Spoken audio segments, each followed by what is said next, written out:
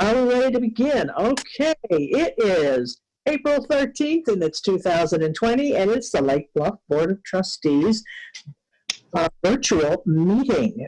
Could we have a roll call, please? Trustee Ankerman. Here. Trustee Charlo. Here. Trustee Dewart. Here. Trustee Markey. Here. Trustee Meyer. Here. Trustee Toll. Here. Okay. Ben, were you able to get us a reasonable facsimile of the flag? Yes, ma'am. Oh, good. Okay. We can have that. All right. Would everyone, there we go. Oh, that's great.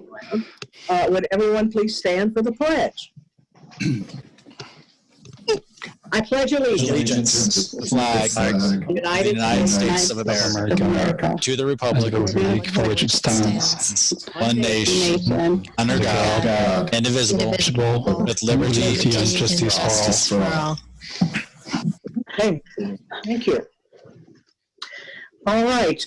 Prior to starting this, as a procedural issue, I'm going to move number 13 up to the front because this is a resolution adopting a supplemental rule concerning comments during virtual meetings of the village board and other village board commissions and things. Do I need a first and second for this, Drew? All right, so Yes, you do. Yes, Kathy. Moved. I do so. All right, so moved, and that was whoever. Who was that? Trustee Dewart. Trustee Dewart. Do I have a second? Second by Meyer. Thank you very much. All right. The Illinois Open Meetings Act requires the village to allow any member of the public to address the village board and other village advisory bodies at public meetings. As you may recall, the village board and its advisory bodies have adopted rules for public comment in accordance with the Act. On March 9, 2020, the governor of the state of Illinois declared a state of emergency related to the COVID-19 pandemic. On March 16th, the governor issued Executive Order number 2020-07, suspending certain provisions of the Act concerning in-person attendance by members of the public body at public meetings, which executive order was extended on April 1st, 2020, pursuant to Executive Order 2020-18. In accordance with Section 2-06 of the Act, and in order to preserve the public right to address the village board and other village public bodies during the duration of the executive order and otherwise at virtual public meetings of the village board and other public bodies that are conducted by telephonic and video conferencing platforms, the village board needs to modify the rules for public comment as drafted by the village attorney. The supplemental rule allows member of the public to address the public body by providing the village clerk or designated representative a written statement, subject to certain requirements, to be read aloud at the meeting. Statements that do not adhere to the requirements for virtual public comments will not be read at the public meeting, with timely notice of the basis of that decision to the commenter. Supplemental rule also allows the village to accommodate real-time public comments during the meeting, subject to instructions necessary to ensure that the meeting can proceed in an organized and clear manner. This new rule will be apply during the state of an emergency when virtual meetings are necessary to protect the public health. Any comments from the board before I ask? All right, I guess need a roll call on this. Kathy, Yes, could I just make two real quick comments? please. Just procedurally, I wanted to make clear, even before we get to the public comment rule, as you all know, and as the village president noted, the governor has suspended the provision of the Open Meetings Act that normally would require at least 4 of you to be physically present in the same place in order to have a meeting. We are operating tonight under the governor's executive order, which suspended that rule in the Open Meetings Act to allow this meeting to proceed legally, notwithstanding the fact that you all are in different places. So that's issue number 1. I just wanted to put that on the record. Okay. Number 2, with regard to the public comment rule, the governor did not suspend the provision of the Open Meetings Act that provides that you are allowed to provide for public comment pursuant to local rules. And you have adopted local rules, but you obviously have not adopted local rules under the present circumstances where we are having a remote meeting and where the public may or may not be able to participate real time.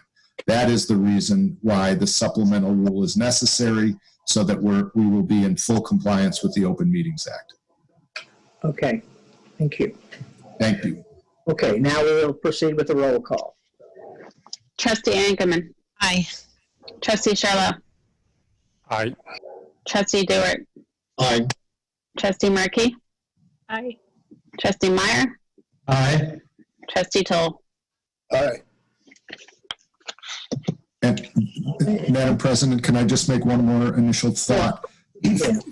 As you all know, we usually have some votes that are roll call and some are voice votes.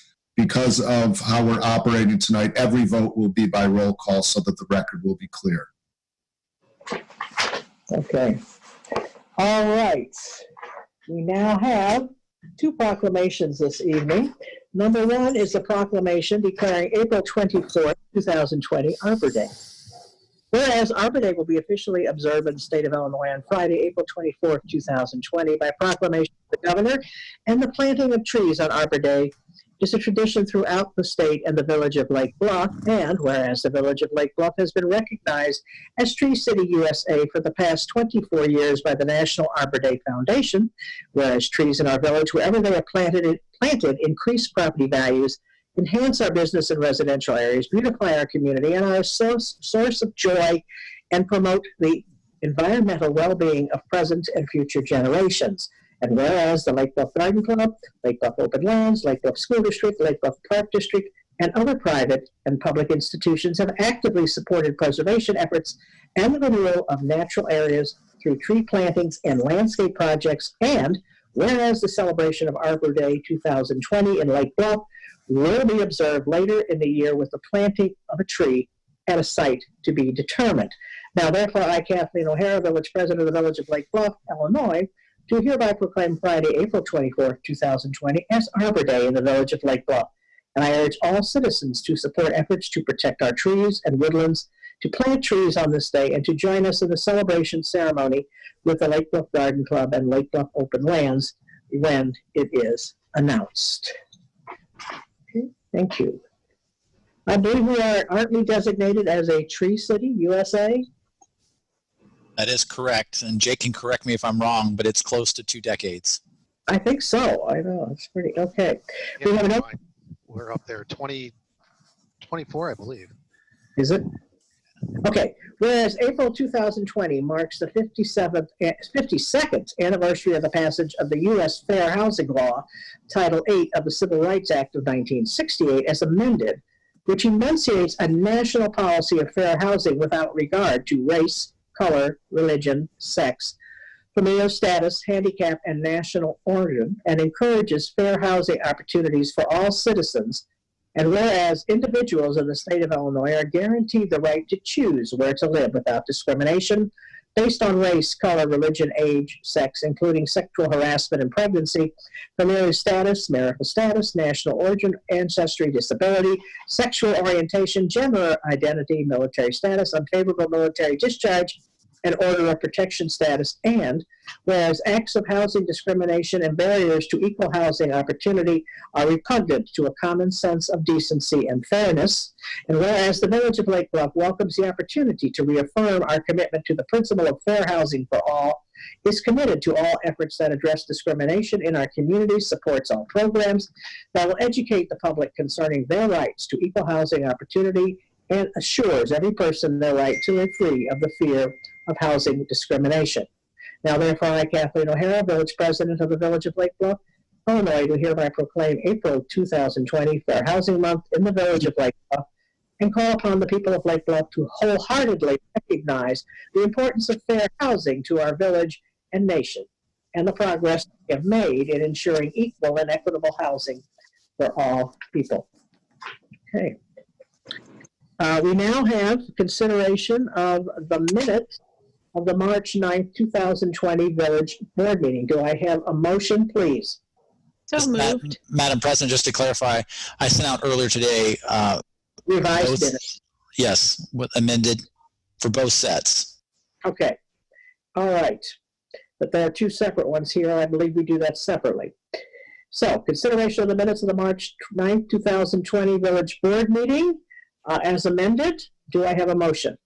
So moved. Okay, thank you. That was so moved by Ms. Marquis. And do I have a second? Second. Second by Mr. Toll. All in comments or questions on this? All in, okay, let's do a roll call. Trustee Charlo. Trustee Charlo. Muted. Can you hear me? Aye. Trustee, Aye. Trustee Dewart. Aye. Trustee Markey. Aye. Trustee Meyer. Aye. Trustee Toll. Aye. Trustee Ankerman. Aye. Okay, we now have consideration of the revised minutes of the March 18th, 2020 Village Board meeting. Do I have a motion, please? So moved by Meyer. Thank you. And do I have a second? Second by Markey. Thank you. Any comments? All right, could we have a roll call, please? Trustee Dewart. Aye. Trustee Markey. Aye. Trustee Meyer. Aye. Trustee Toll. Aye. Trustee Ankerman. Aye. Trustee Charlo. Aye. Okay.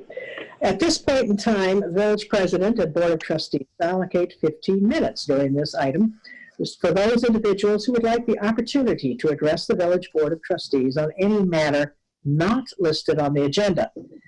Each person addressing the Village Board of Trustees is asked to limit their comments to a maximum of 5 minutes. All right, Drew, you want to lead us through this if we have any people that would like to do so? Sure. I will first say we received a number of emails throughout the day regarding an item that's on the agenda. We did receive one general comment. I'm not certain if that individual is participating on the phone, so I'll let Glenn check in with us and see if there's any persons here wishing to provide comments during public comment. Certainly. So there is no one queued to provide public comment yet. If you are using the Zoom client, you can submit a Q&A using the Q&A button at the bottom of your screen. If you are on the phone, you can dial *6, and that'll indicate that you would like to speak. We'll just wait a moment for that to occur. Okay.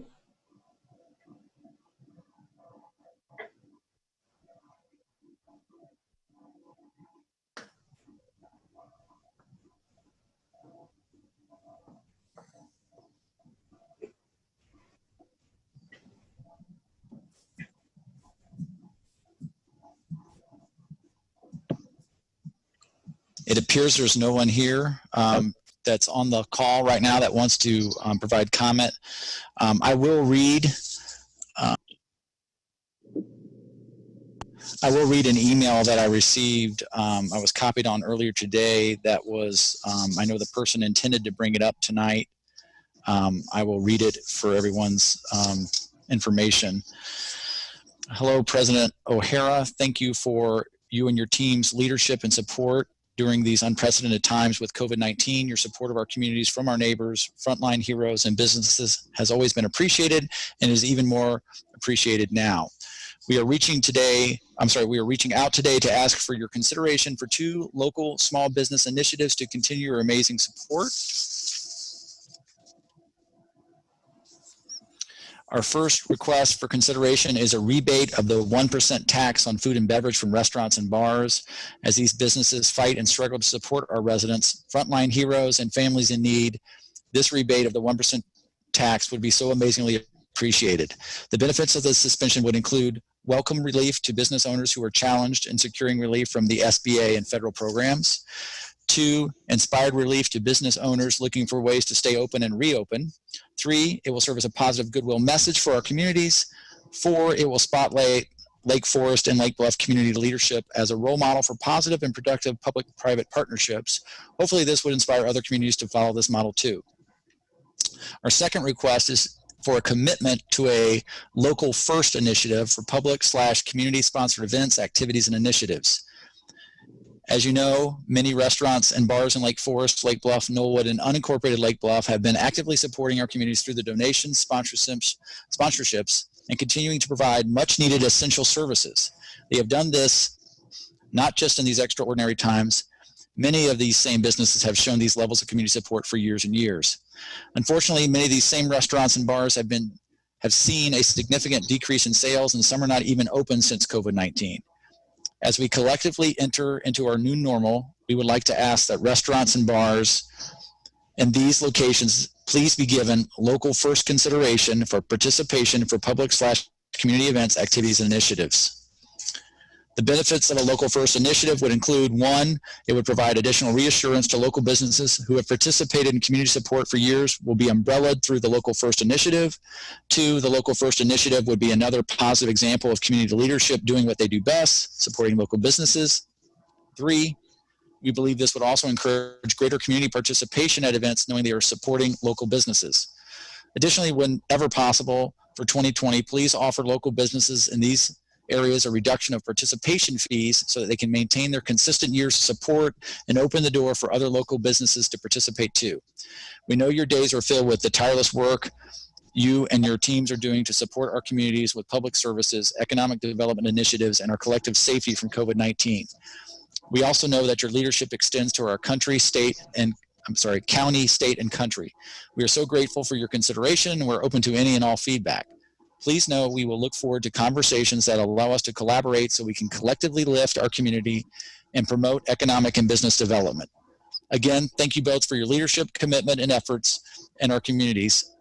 We wish you and your families continued great health as we move forward in success and safety together. We have been working with Kathleen's from Susie's Swirl to present this to Lake Forest, Lake Bluff, and Knollwood leadership. I would like to speak under public comment tonight and ask for this help in this matter, if that's okay. And this is from Jeff Urso, founder of Donati's Pizza, and also with written words from Kathleen Woods, co-owner of Susie's Swirl. And I think Glenn has another person who wishes to make public comment, Madam President. Okay.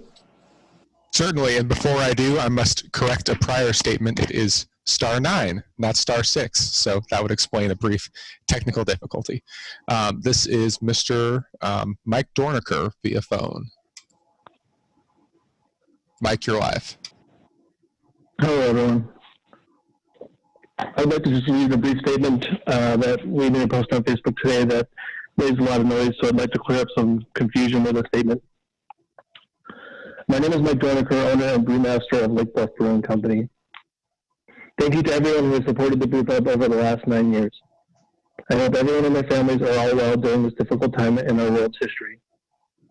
I would ask the village board to delay the approval of another pub in downtown Lake Bluff during COVID-19 pandemic. According to FEMA, roughly 40 to 60% of small businesses that close never reopen after a disaster. This disruption has hurt us badly.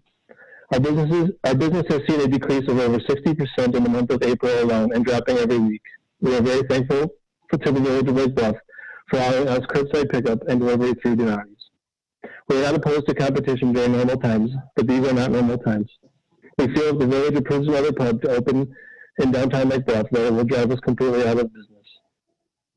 We make almost all the money for the entire year between April and September. Clearly, this summer won't be the same for all of us.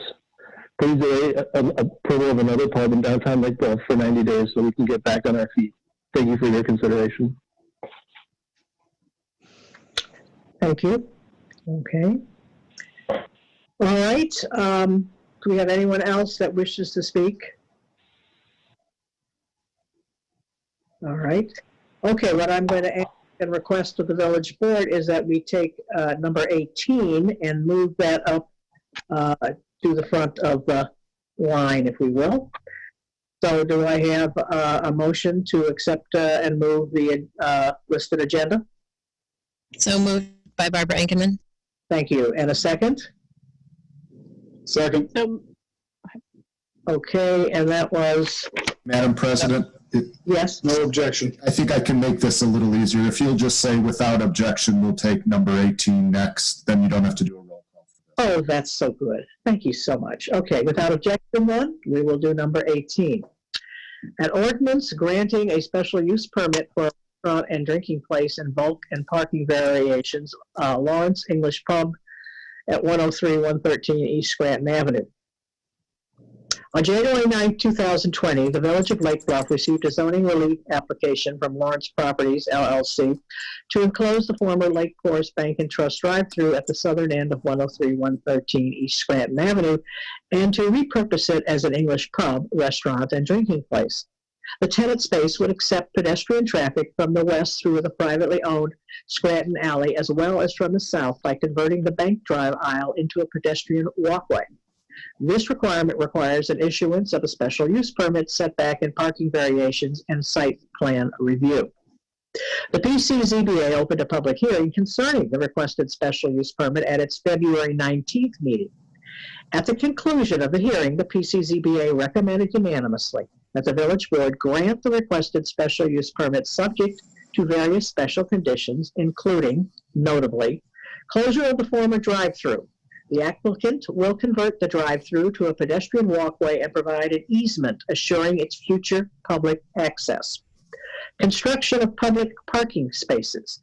The applicant will construct and dedicate 3 new parking stalls at Oak Avenue, generally in the location of the former curb cut for the drive-through.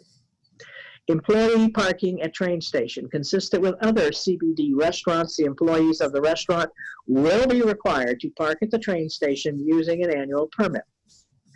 Hours of operation.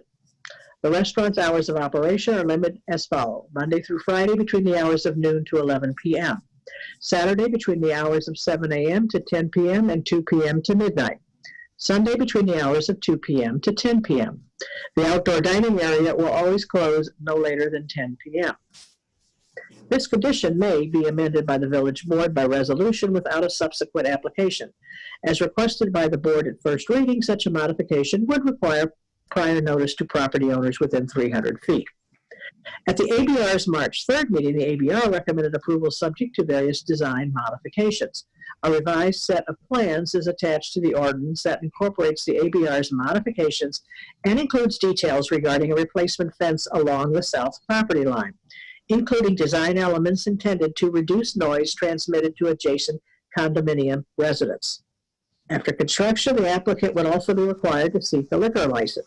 This would also require an amendment to the village code by the village board and issuance of a license by the village president in capacity as liquor commissioner.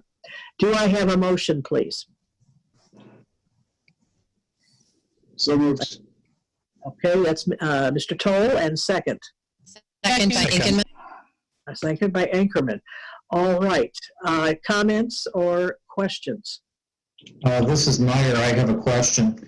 What would be the soonest possible that the new pub would open?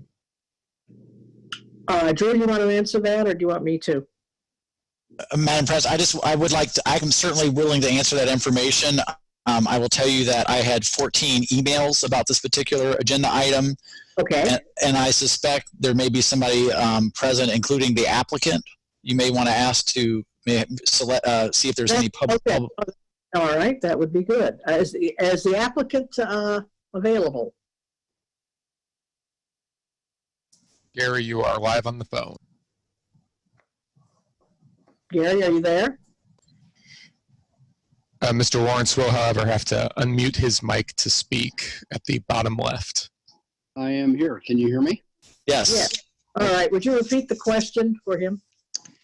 This is Meyer. The question is, what is the soonest point in time that the new pub would open? All right. I'm not sure whether Drew had received the email in time for the meeting, but I will just read that email. Basically, I said, Drew, it was brought to my attention that there was a Facebook post today by Lake Bluff Brewery concerning the future viability of their business and how it relates to us opening our pub. Please note that many of these comments on the post were in support of our project. Our best estimate at this point is to have the pub open in approximately 18 months. Once approval is received from the village board, which hopefully will happen, we will only then approach investors for this project with a formal proposal. Only after funding of the project is complete will we continue. As you know, at this point, we do not have detailed architectural plans, and we are currently not in a position to begin construction. I just thought it would be best to clarify the timing of this project, and we look forward to being part of this great community. And if you have any more questions, I'm here to answer them. Any board members? Does that answer your question, Mr. Meyer? Yes, Madam President, it does. And the further comment I would have is that given the answer that we've had to that question, Mr. Dorniker's only point, as I understood it, was a delay for the purposes of the passage of the current crisis. With the timing that Mr. Lawrence just stated, there is no doubt that the pub would not open until, at the soonest, it sounds like about 18 months. Now, I don't believe that we in government are in any appropriate position under any normal circumstances to make choices that impede free market and free competition. Given Mr. Lawrence's answer, there's no further emergency reason to impede the free market and the free competition here. So therefore, I would urge the board to pass and to approve the agenda number 18. Are there any other comments by board members? Madam President, I still have now I have 13 emails to read. Gary took care of one, but I still have those others if you'd like me to go through those now before further comment, or yes, whatever your pleasure. Yes, please. Okay, the first one was received this morning around 10 a.m. from Christian Bryant. It reads, resident at 300 Park Lane. To whom it may concern, I am writing to extend my support for Lake Bluff Brewing Company to oppose a new special use permit for a new pub in the downtown. Lake Bluff Brewing is a vital part of our community, locally owned and operated, a great meeting place, whether it be in the tap room or during the mini summer block parties. I'm very concerned that adding another like establishment downtown could cause the brewery to close, especially in light of the current struggles all small businesses, especially food and drink establishments, are facing due to COVID-19. Lake Bluff is not a large community, which is why I love it, and that needs to be taken into account when considering how many bars and restaurants the downtown area can feasibly support. LBVB is established, it has roots, and it should be protected. Thank you for your consideration. And again, that was Christian Bryant, 300 Park Lane, Lake Bluff. Okay. Second one was received this morning at 10:26 a.m. It is from Nancy J. Period. It reads, save LBB. They are an amazing part of our community. Please oppose the new pub's requests.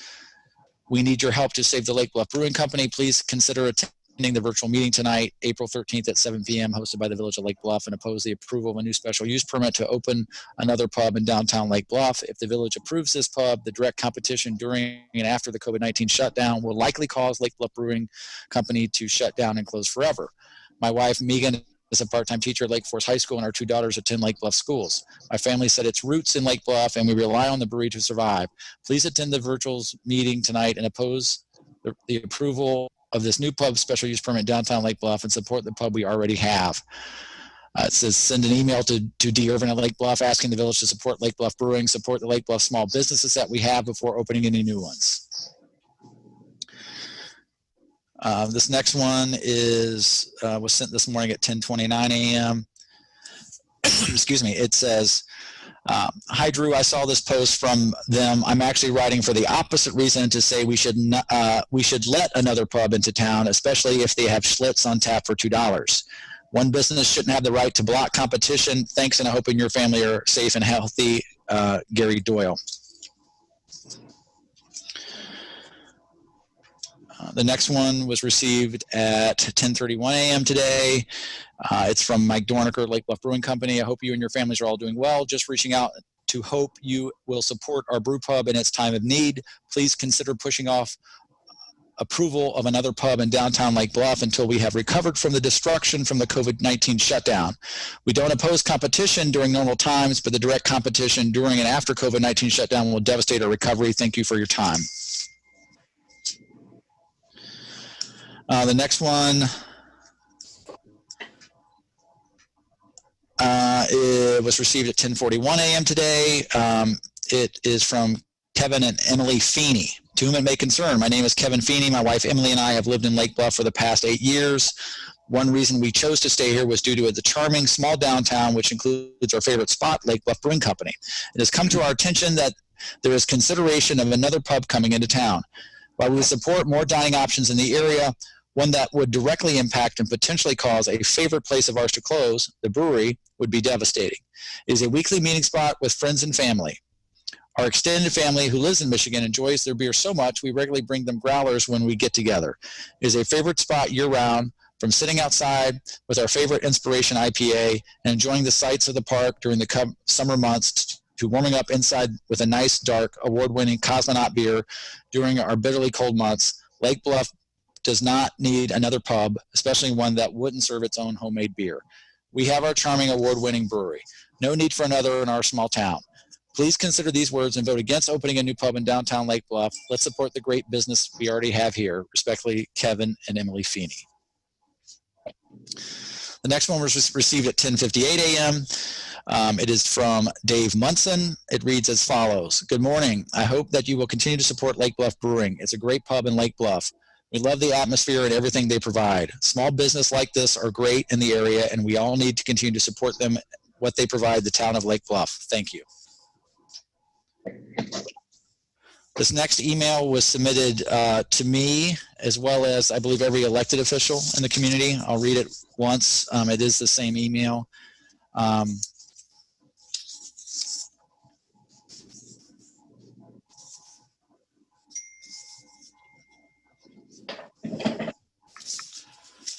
It's from Rob Lemke, to whom it may concern.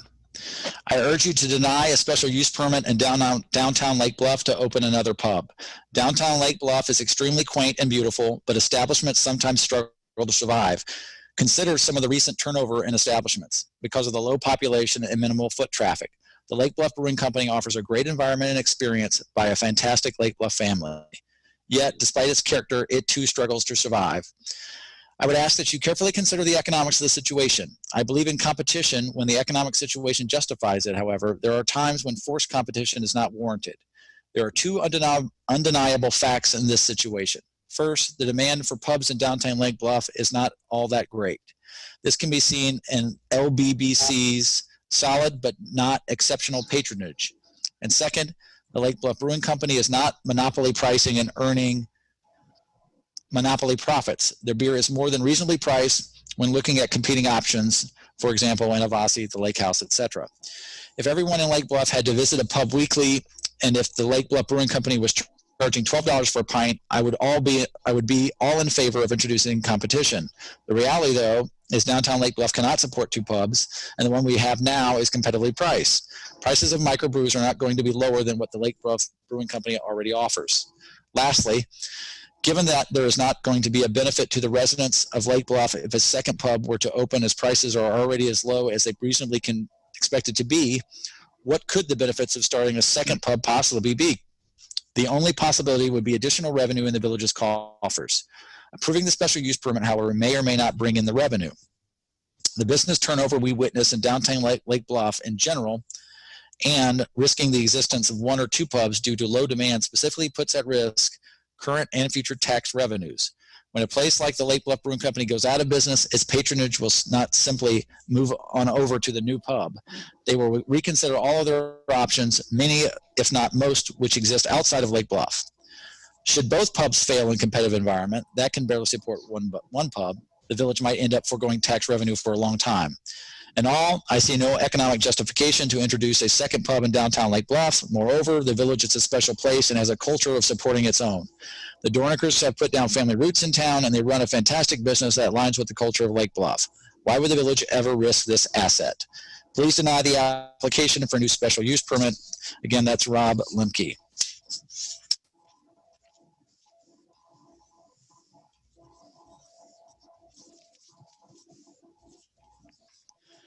The next one we received at 11:25 this morning. It is from Peter Grumhouse at 39 Oak Terrace.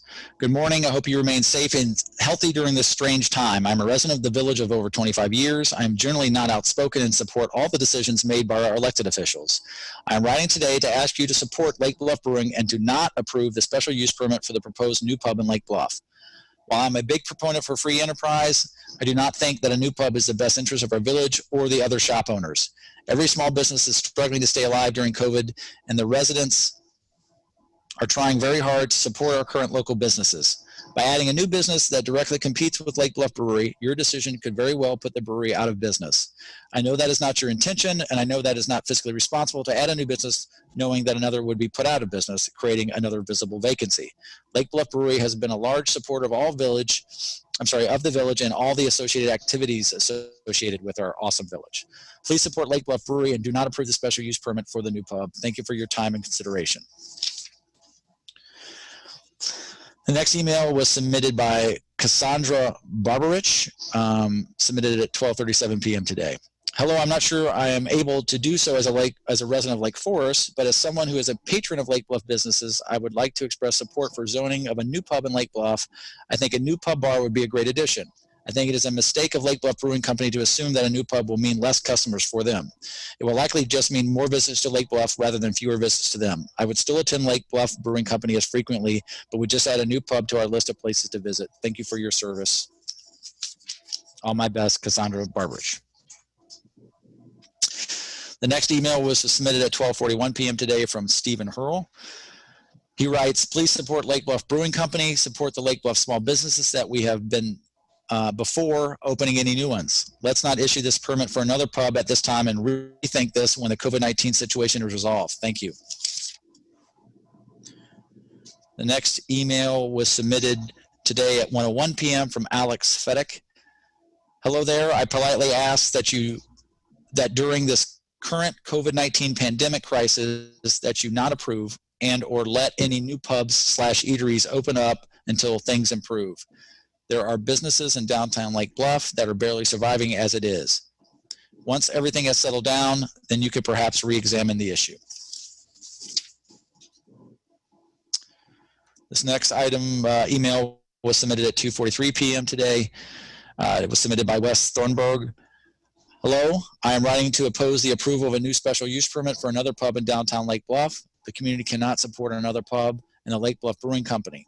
If another pub is allowed to open, both the new pub and the Lake Bluff Brewing Company, we all love the Lake Bluff Brewing Company and do not want or need another pub. We especially want to support the Lake Bluff Brewing Company because the Goldsberries have multi-generational roots in our community. Plus, we don't want Lake Bluff to become Highwood. Kind regards, Wes Thornburg.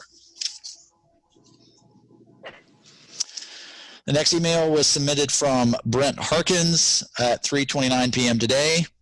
Hello, I would like to comment on a matter you're likely familiar with. The order granting special use permit for a restaurant and drinking place. I'm going on the record saying I'm in favor of approving this. Growing up in Lake Bluff, prior to dining options being available outside of Domino's takeout, the economic and cultural impact restaurants and Lake Bluff Brewing Company have made in Lake Bluff are fantastic to see. While I love and support Lake Bluff Brewing Company, they are not communicating the facts of the proposed grant to their 5,000 plus followers on Facebook. I believe this is well intended, but the full story is not being told. So if you hear a lopsided argument against the proposed new business, I ask you consider the message they shared below. And he includes the message. It reads, Lake Bluff Brewing Company, we need your help to save Lake Bluff Brewing Company. Please consider attending the virtual meeting tonight, April 13th at 7 p.m., hosted by the Village of Lake Bluff, and oppose the approval of a no special use permit to open another pub in downtown Lake Bluff. If the village approves this pub, the direct competition during and after the COVID-19 shutdown will likely cause the Lake Bluff Brewing Company to shut down and close forever. My wife, Megan, is a part-time teacher at Lake Forest High School, and our two daughters attend Lake Bluff schools. My family set its roots in Lake Bluff, and we rely on the brewery to survive. Please attend the village's virtual meeting tonight and oppose the approval of this new pub's special use permit in downtown Lake Bluff and support the pub we already have. Send an email to dirvinlakebluff.org asking the village to support Lake Bluff Brewing. Support Lake Bluff small businesses that we have before opening any new ones. Link to the agenda, how to attend the virtual meeting, comments below. Please share this post with our neighbors and friends. I believe it's in the best interest of the town to further create and develop businesses that benefit not only the local residents, but surrounding communities as well. Regards, Brent Harkins. The next email is from Dr. and Mrs. Michael Brown. They submitted it at 4:53 today. It reads, Dear neighbors, has come to my attention that the Village of Lake Bluff is considering a special use permit that would allow a second microbrewery to open in downtown Lake Bluff immediately after the current shelter-in-place orders have been lifted. I would suggest that no new business permits be approved by the Village of Lake Bluff until the existing businesses have been able to recover from weeks of shutdown and no income. I feel that having a new business open in downtown Lake Bluff at this time would put far too much stress and burden on established businesses and that have been the backbone of downtown Lake Bluff for years. I would suggest that the special use permit be delayed until no sooner than November 2020, and then based on the economic climate, be reviewed for approval. Thank you for your attention. This next email was submitted by Annie Hart at 6:19 p.m. tonight. Good evening, my name is Annie Hart and I live in Chicago, but really enjoyed taking the trip to Lake Bluff Brewing Company. The atmosphere there brings everyone joy, and the owner and staff are incredible. I oppose the new permit and hope to help keep small businesses afloat. Thank you for your time, Annie Hart. The next email was submitted by Stephanie Dorniker at 6:26 p.m. It reads, please support the Lake Bluff Brewing Company, support the Lake Bluff small businesses that we have before opening any new ones. The next email I have was submitted by Anne Marie Dillon at 6:44 p.m. It reads as follows. Please support the current small businesses in this trying time before opening new businesses. And Madam President, during that time, I received a few more emails. Okay. Actually, one more. One more, go, please. This was received at 7:40 p.m.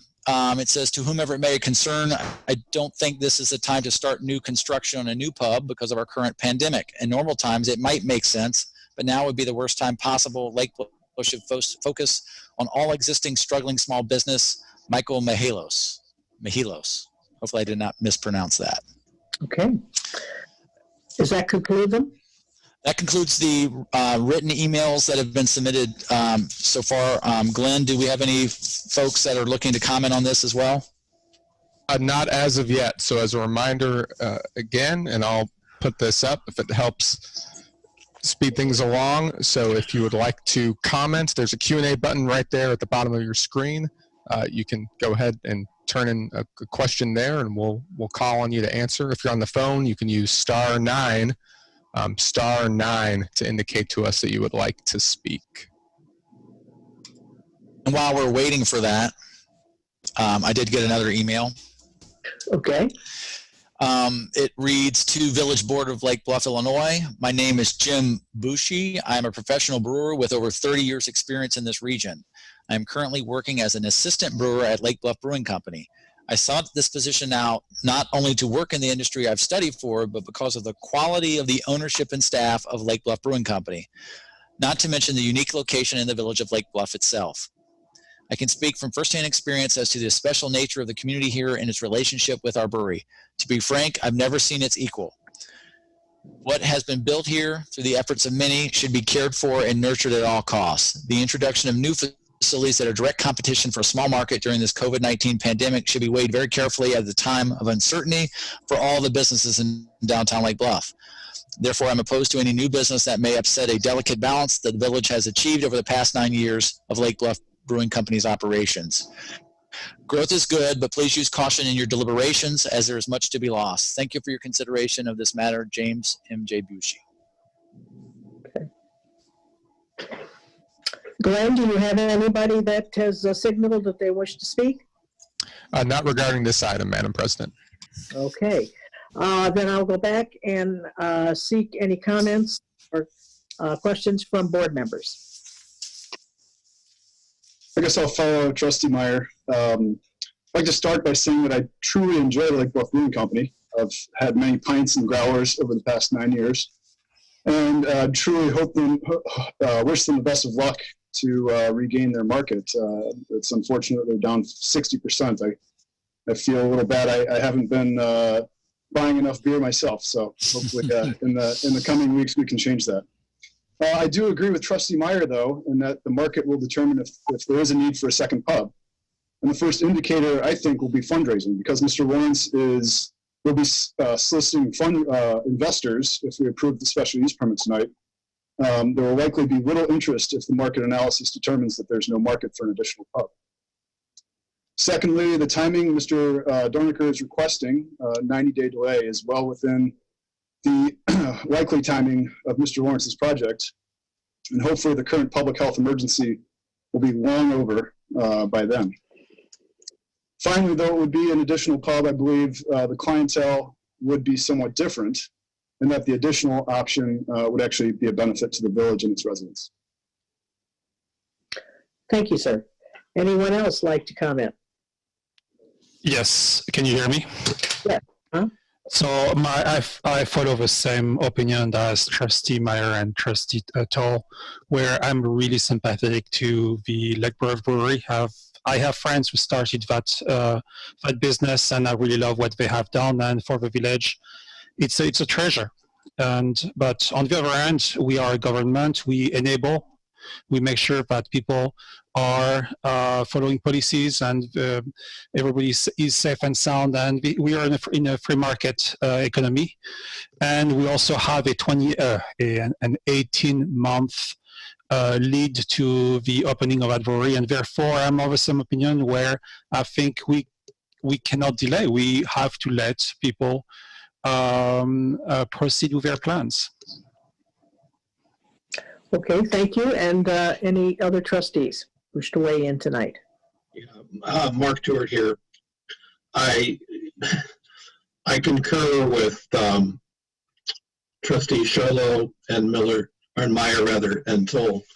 I think they've articulated the issues fairly carefully, and I would concur with their comments. Okay. Would any other trustee wish to weigh in this evening? I would. Please, Ms. Marquis. Thank you. I agree with the previous trustees, but I'd also like to add that I would hope that by adding another pub, that instead of keeping the pie static, we make the pie bigger, so more people would actually come and visit Lake Bluff, and we'd get more people. So that might actually benefit Lake Bluff Brewing Company as well. So that is my only comment. Thank you. Anyone else? Madam President? Yes, ma'am. This is Barbara Enkenman. I would just like to state that in my opinion, it seems that there may be a larger clientele base with the Saturday morning hours and the football or the soccer focus at that time. That's something that I would be interested in. So I think that perhaps there would be additional people who would be willing to patronize this business, and that would not be in direct competition with the Lake Bluff Brewing Company. I wish the Lake Bluff Brewing Company well, but I also am not interested in having the village interfere with the free market. And if investors are so inclined to put money in this potential pub, and that's their option to do that, then we would want to encourage that. Okay, thank you. Any other comments from the trustees? All right. Glenn, did you get anyone else that wishes to speak before we vote? Certainly. So we do have two. One, Mr. Jeff Urso is waiting regarding the public comment matter that was read earlier. I do have one here apparently regarding this item that's raised their hands. This is a phone number ending in 4395. Yes, that's me. Thank you. Hopefully you can hear me.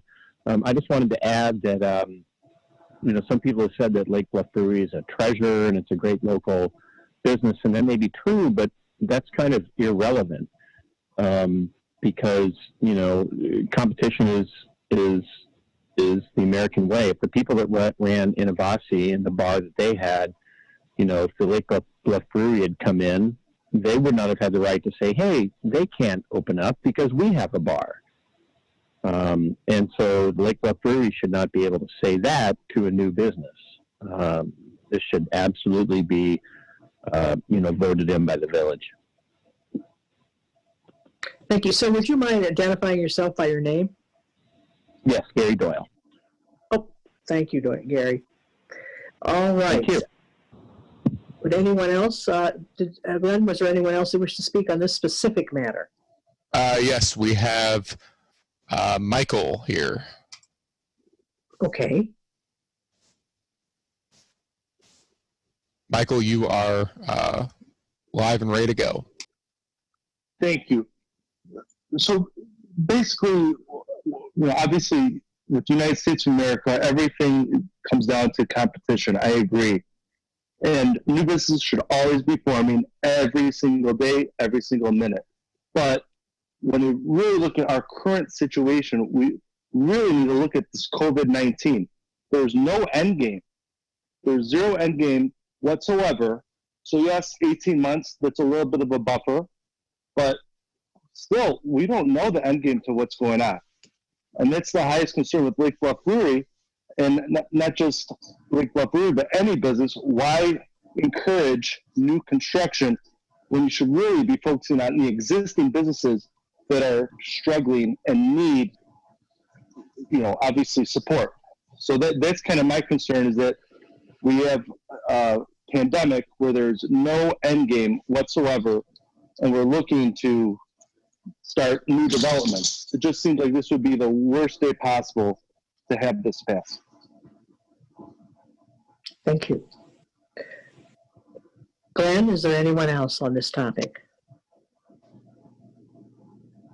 No one else has identified themselves, Madam President. Again, with Jeff Urso seeking to comment regarding his earlier item. His earlier one.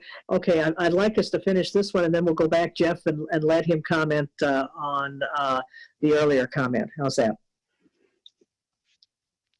Okay, so let's, any other board members? All right, roll call vote, please. Trustee Markey. Aye. Trustee Meyer. Aye. Trustee Toll. Aye. Trustee Ankman. Aye. Trustee Shiloh. Aye. Trustee Dewart. Aye. All right, thank you. The ordinance. All right, before we go on, Mr. Urso, did you wish to speak on that earlier matter that you sent in your letter? Yeah. And just to clear, Jeff. Hey, Jeff, this is Drew. Hey, thanks for getting on the phone here. I want to let you know I did read your email to the village board and to the public in its entirety, just so you know. Yeah, I was on. I couldn't get through at that time. Sorry about that. It's okay. So I just want to thank the board for considering this. Ms. O, Drew, and all the trustees. You guys are great. I'm hoping to get this on the agenda next month.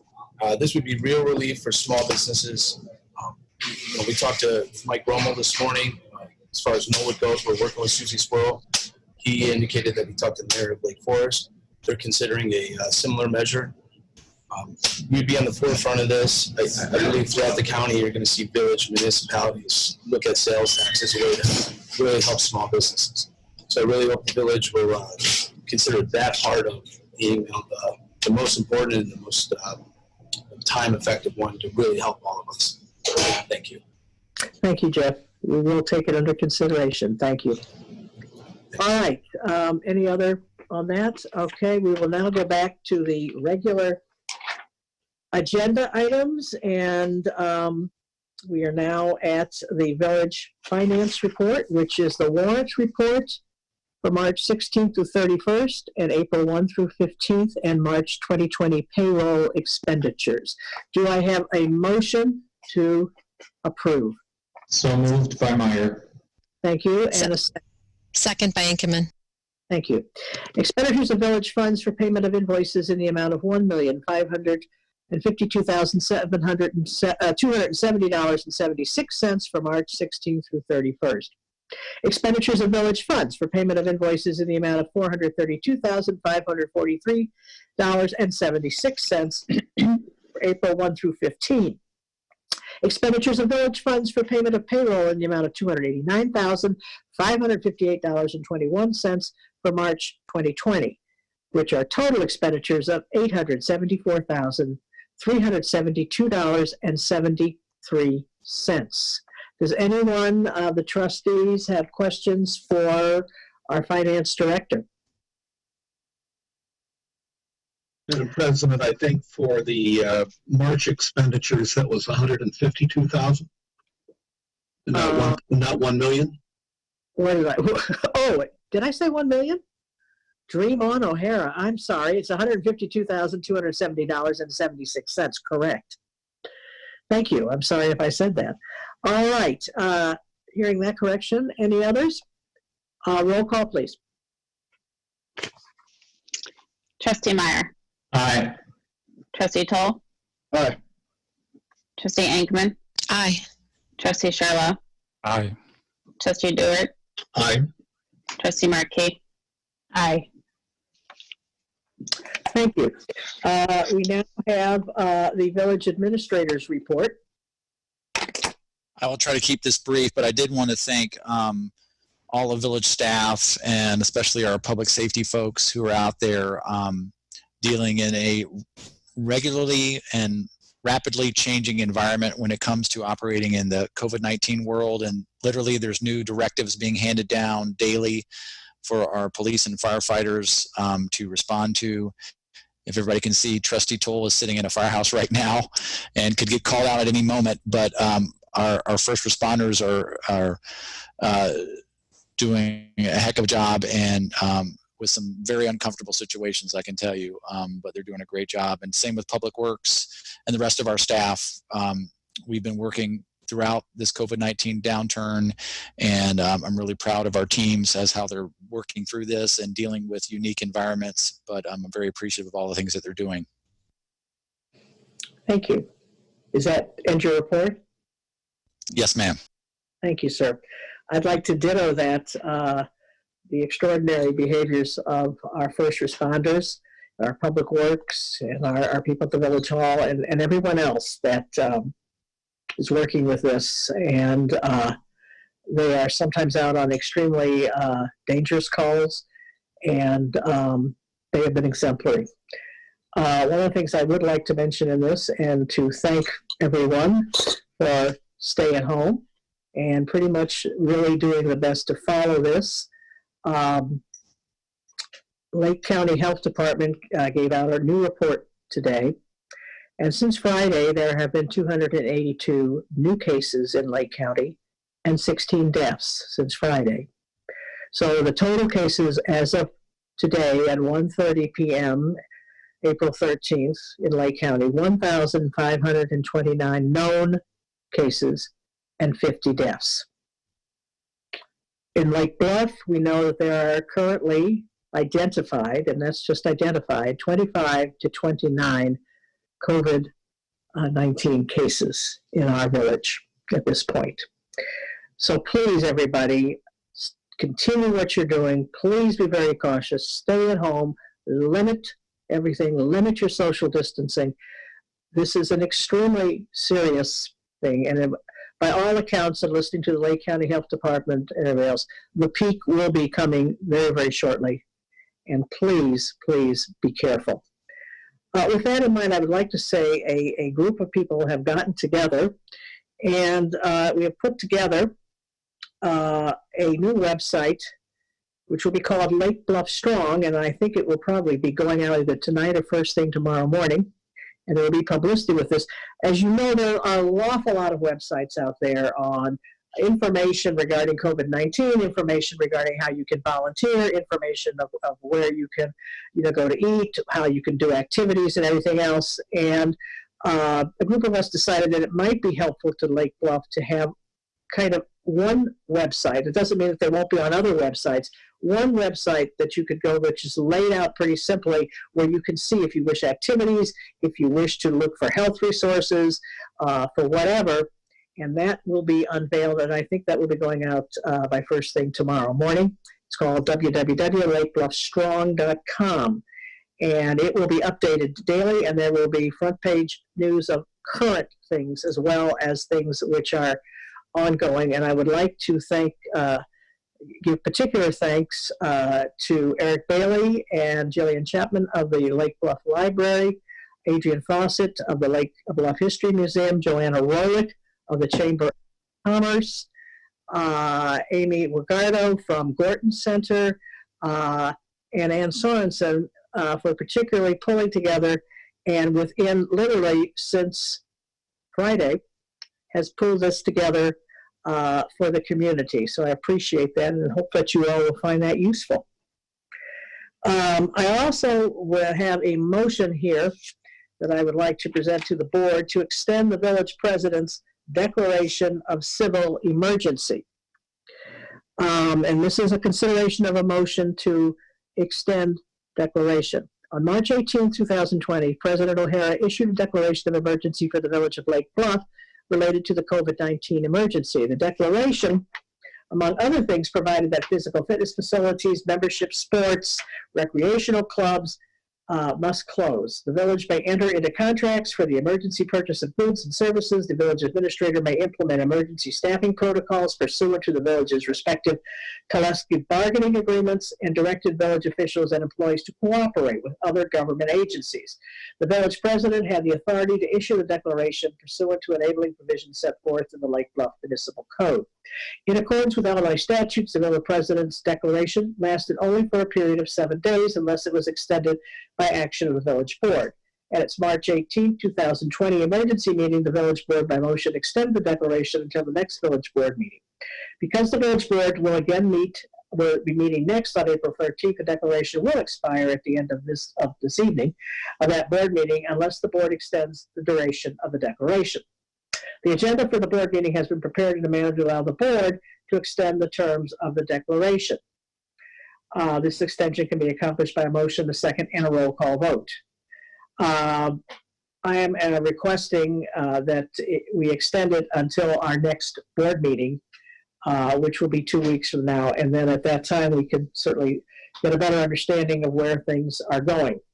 Do I have a motion to extend this declaration?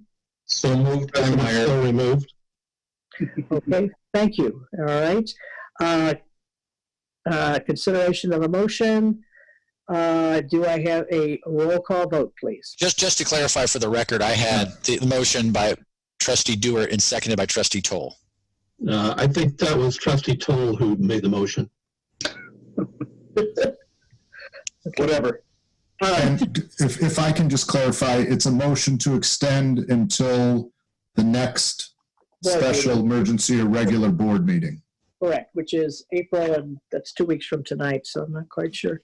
What's that? Unless we have an earlier meeting for some unknown reason. That's why I wanted to clarify. It's whenever the next board meeting is, whether it's the next regular meeting or an emergency meeting. Okay. The order will continue until then. Okay. All right, with that clarification, roll call, please. Trustee Toll. Aye. Trustee Ankman. Aye. Trustee Sherlock. Aye. Trustee Dewar. Aye. Trustee Markey. Aye. Trustee Meyer. Aye. All right, if we go also to our next. Madam President, before we go too far, I think we missed the village attorney's report. I am so, oh my gosh, I apologize. All right, Mr. Friedman, please. I have no report tonight. Well, that was a letdown. Okay, all right. I've spoken enough already. Okay, thank you, sir. Appreciate it. All right, if we go on to the next, we have the acceptance of the correspondence, which note all correspondence was delivered to the Village Board of Trustees and its information reports on March 13, 20th, 27th, and April 3rd and 10th. Do I have a motion to accept? So moved by Ms. Markey. Thank you, Ms. Markey. Do I have a second? Second. By Trustee Charlot. Charlot. All right. Okay. Again, is anyone? Can I start having to do roll call vote? Roll call vote. Okay. I was trying to shortcut, but I guess not. Trustee Ankerman. Aye. Trustee Charlot. Aye. Trustee Dewar. Aye. Trustee Markey. Aye. Trustee Meyer. Aye. Trustee Toll. Aye. We now have number 14, we've already previously done 13, which is an ordinance amending the second year of the biennial budget of the Village of Lake Bluff for the fiscal year beginning May 1st, 2018, and ending April 30th, 2020. This would be first reading approval. Staff recommends amending the FY20 biennial budget in the amount of $161,780 to align expenses as authorized by Village Board resolution with budgeted amounts in the second year of the budget and reduce the general fund contributions to the vehicle replacement fund so as to prepare for anticipated revenue shortfalls due to the COVID-19 pandemic. Specifically, this recommended budget amendment is related to the following expenses. Approving the purchase of additional fire department turnout gear to include the FEMA Assistance to Firefighter Grant. Authorizing the additional purchase of rock salt under the Joint Purchasing Program of the State of Illinois. Adding contractual costs associated with the street non-MFT, that means motor fuel tax program. Approving the change order for the rollover costs related to the village's Block One Tree Grate project. Authorizing up to $150,000 for underpass storm relief study that crossed multiple years and billings which were out of sync with the budget. Approving contractual costs for the Green Bay Road reconstruction in the current fiscal year. And reversal of the vehicle replacement transfer amounts from the various general funds departments. Do I have a motion on this? So moved by Inkenman. Thank you. And do I have a second? Second by Meyer. Thank you. All right. Comments and questions from trustees? All right. Hearing none, could we have a roll call, please? Trustee Charlo. Aye. Trustee Dewart. Aye. Trustee Markey. Aye. Trustee Meyer. Aye. Trustee Toll. Aye. Trustee Inkeman. Aye. Thank you. We now have a public hearing concerning the Village of Lake Bluff's proposed fiscal year 2020-21-22 biennial budget. All right, so this will be part of the conducting of a public hearing, and this is required by law. The village must hold a public hearing. The FY 2021-2022 tentative biennial budget, after which hearing the fiscal plan may be revised and passed without any further inspection, notice, or hearing. Consistent with past practice, first reading of the budget ordinance will follow this public hearing with second reading and adoption, of the budget anticipated at the next village board meeting on April 22nd. Notice of the hearing was published in the Lake County News Sun on March 31st. And at this point, I believe the finance director will present a report. Drew, okay, there we go. It's all yours. Glenn, can you let me share my screen? Go ahead. Thank you.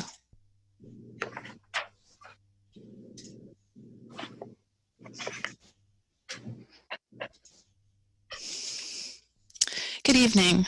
This public hearing is for the village's biennial budget for the fiscal period beginning May 1, 2020, ending April 30th, 2022. The 2023 strategic plan includes an expression of the Village of Lake Bluff's mission. These fundamentals are directly correlated to the planning and commitment of resources for which the budget is a building block. The village's organizational goals are also the basis for the budget, reinforcing the focuses on fiscal responsibility and sense of community through quality of service, economic development by infrastructure investing, stability with planning and long-range reviewing, environmental sensibility utilizing program management, and public assets continuing infrastructure maintenance.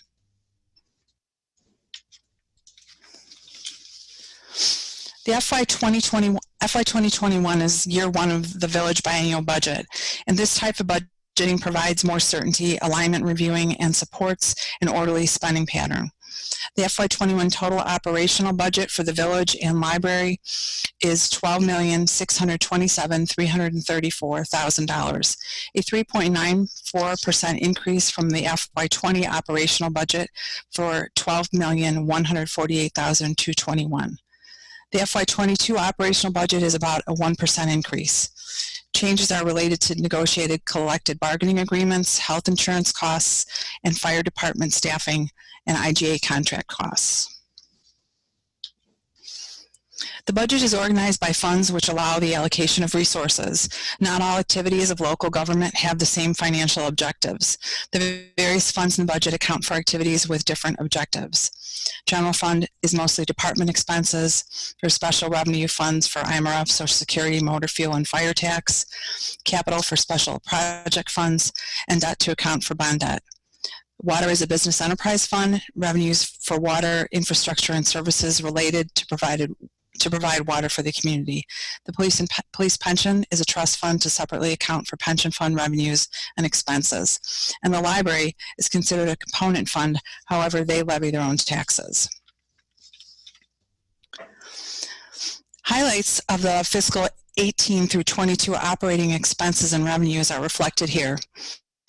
Operating expenses are comprised of personal services, which include salary, benefits, and insurance, contracts and commodities, and pension costs.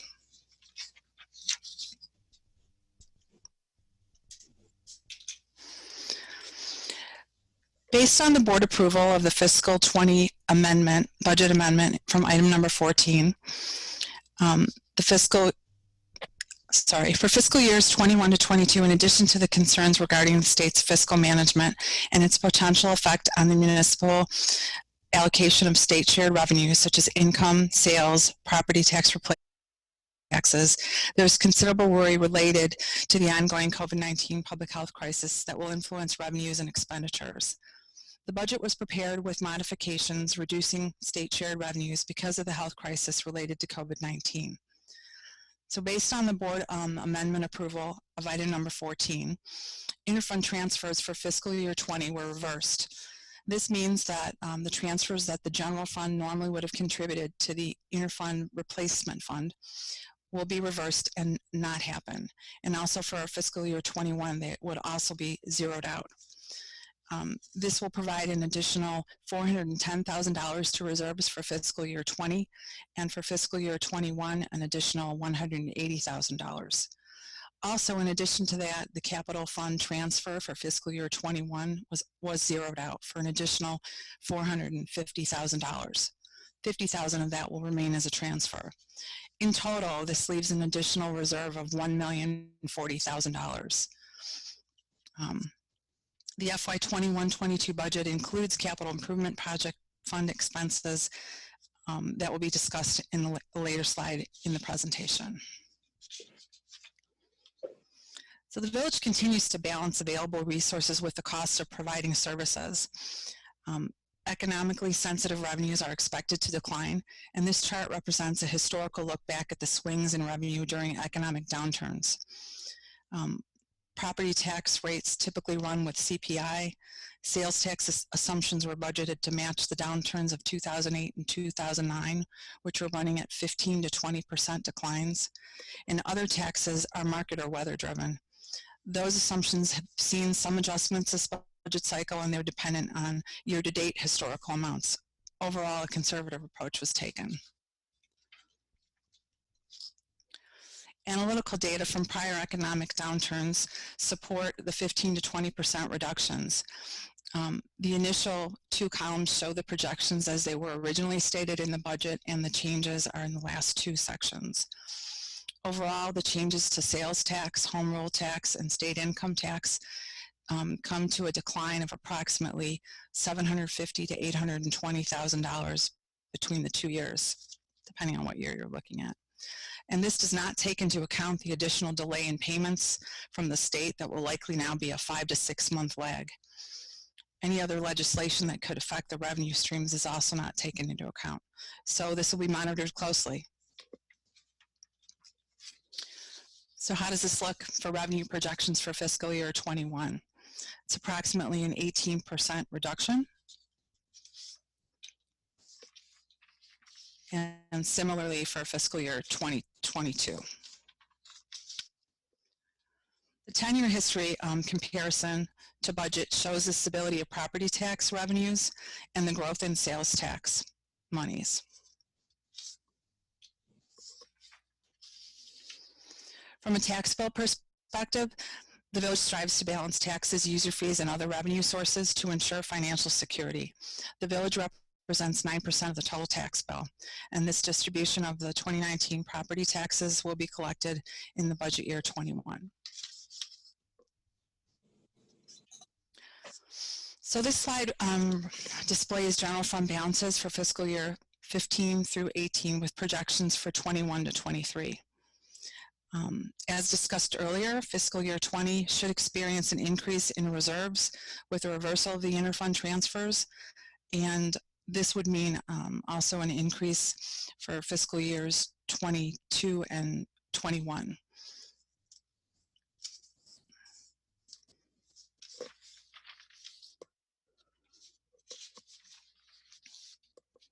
This chart does not include the library and represents all village funds excluding interfund transfers. The operating budget includes personnel costs, contracts, commodities, debt payments, and pension costs.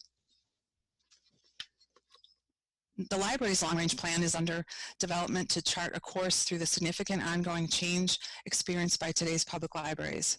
The roof of both the main building and the annex were replaced, and these one-time additional capital costs depleted reserves. The library anticipates transferring $20,000 in each fiscal year for the budget years of 21 and 22. Minor repairs are ongoing, and the staff and board of trustees of the village remain committed to providing safe, accessible, and welcoming facilities. Projected expenditures. So FY21 sees some changes with a 14% downturn in capital. That actually was already pre-planned, as these are some of the projects that we're completing, with the second year of the budget showing some that are starting again, which is causing an additional 3% increase. The FY20 capital expenditure budget of $5.7 million represented a 34% of the total budget. This chart illustrates the changes in actual capital from 15 to 22. The capital expenditure budget of $2.8 million represents 23% of fiscal year 21's operating budget, and $3.36 million of capital expenditures represents 27% of the total operating budget in fiscal year 22. And this is about 25% less than the fiscal 20 capital budget. So what are the capital improvements that are scheduled? This graphic shows street and walkways in yellow, storms in pink, some sanitary work with the green dots, and some water work in blue.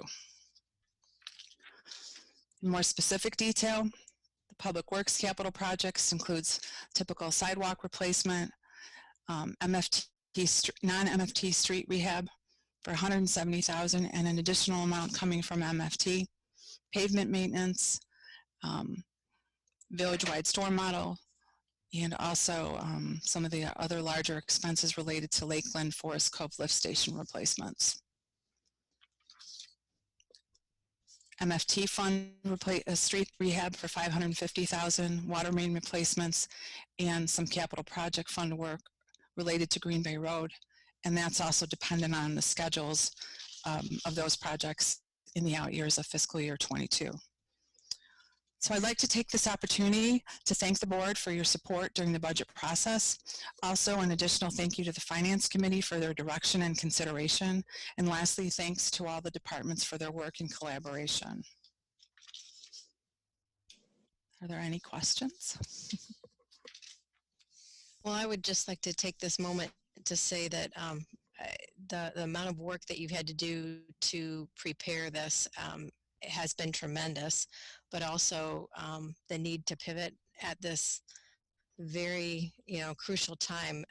You've done just a fantastic job of incorporating, looking at both what we can do with respect to projected revenues, expenses, and what that would look like in terms of our fund balances. It's just a lot of very quick, very detailed work, and it's impressive how you've been able to kind of just gel all of this together and put together a budget that we can confidently move forward with. So thank you and your team for putting this together. It's a tremendous tribute to your skills. Thank you, Trustee Inkerman. I appreciate it. Anyone else have a comment to make? Well, just to echo Trustee Ankerman's comments, thank you very much. both to you and indeed to all the staff for all your hard work in this challenging circumstance. Thank you, Trustee Meyer. Again, thank you, Madam Finance Director, for staff. It has been an extremely difficult year.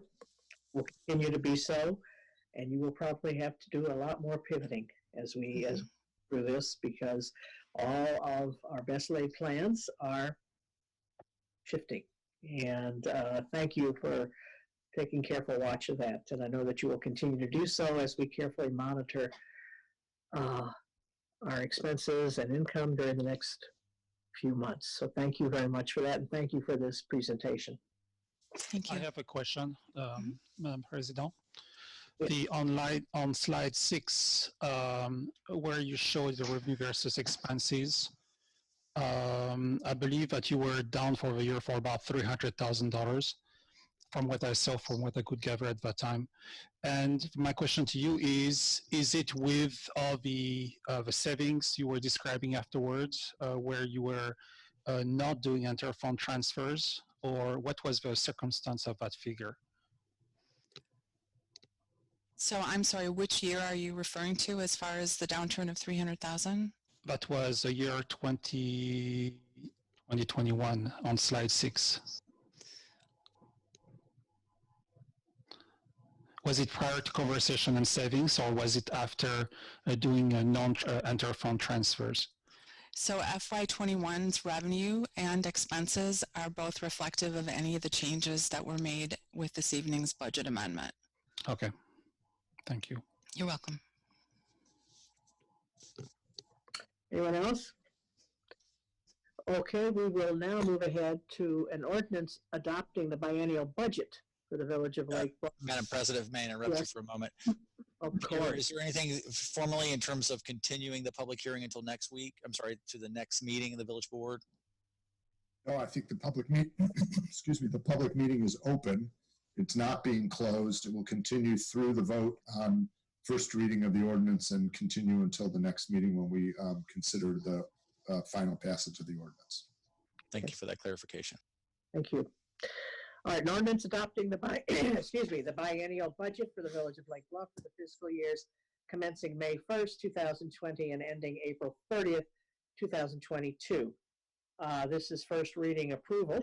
All right, so the tentative biennial budget for the next 2 years includes $15,752,678 plus $1,280,109 in interfund transfers for FY 2021 and $16,237,844 plus $1,712,500 in interfund transfers for FY 2022. Please note these sums include both the Village of Lake Bluff funds and the Lake Bluff Public Library funds. The Village uses a multi-year budget process because it emphasizes long-range planning, budgeting for results, effective program management, and fiscal responsibility. Primary objectives of this budget are to, 1, maintain current fund balances at or above Village minimal reserve levels, control operational costs, continue reinvestment in Village infrastructure, and continue to deliver quality and efficient services residents expect from the Village of Lake Bluff. Now, importantly, this budget has been assembled with the intention to allocate resources consistent with the 2023 Village Strategic Plan and contemplates capital expenditures of $2.86 million and $3.36 million for FY 2021-22, which represent about 20% of the total budget each year. On March 9th, the Village Finance Committee discussed and recommended approval of this tentative budget document, which was available for public inspection on March 26, 2020 at the Village Hall, the Public Safety Building, as well as online at Village website. Modifications to that recommended budget reduced revenue expectations and deferment of certain capital investments, namely FY 20 and 21 contributions to the Vehicle Equipment Replacement Fund are highlighted in the attached reports and documents. Do I have a motion, please? So moved by Ankerman. Thank you, and a second. So moved or seconded by Mr. Dewar. Thank you, Mr. Stewart. All right. Madam President, just before you move along too far, I just wanted to revisit the previous item, the public hearing that's been continued regarding this budget. Yes. I wanted to verify with you and everybody else on the call that there was no one there asking to speak. I'm fairly certain, I'm keeping notes here, that you did not, I'm sorry, that you asked for public comment. I just wanted to verify that with you. I didn't want to miss that opportunity. I hope I did, but you know, I may not have, but let's make sure we have public comment. Do we have anyone? Yes, anyone that wishes to make public comment regarding the presentation of the budget?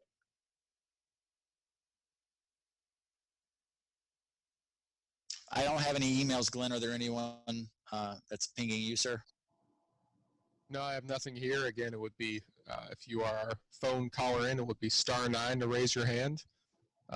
Otherwise, we can keep on going.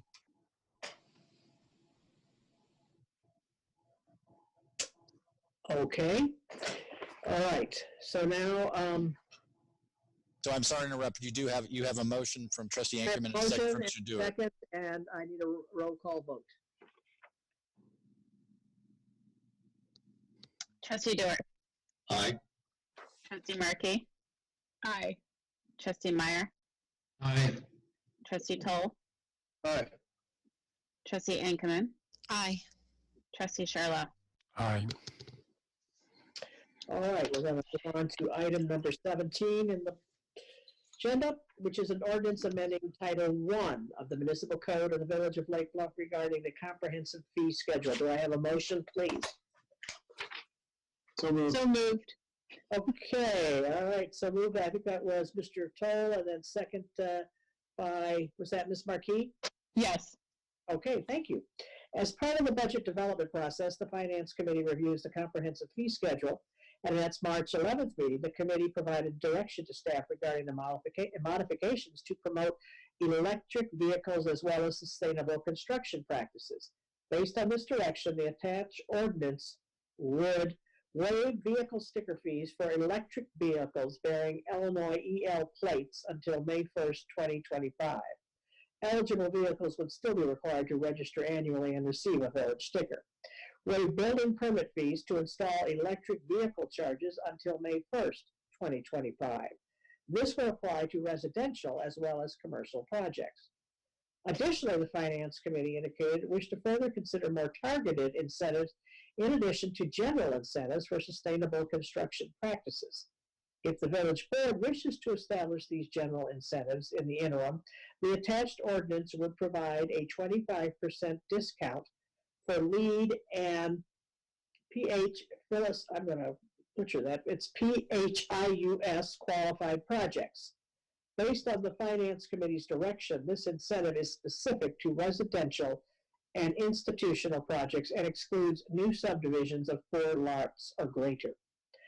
Finally, the village administrator recommends adding footnotes to the fee schedule that formalizes the village board's prior direction to waive fees.